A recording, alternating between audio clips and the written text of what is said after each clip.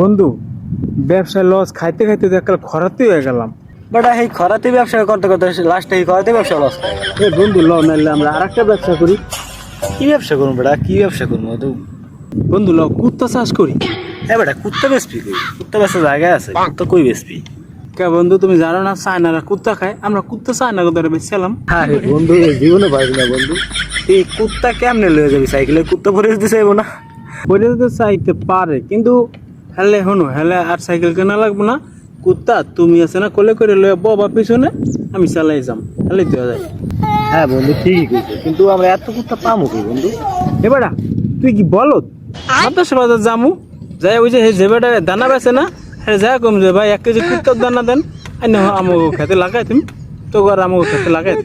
বন্ধু এত কিন্তু অনেক কষ্ট আছে বন্ধু, এতে তোর সার দেওয়া লাগবে, অনেক যত্ন করা লাগবে বন্ধু।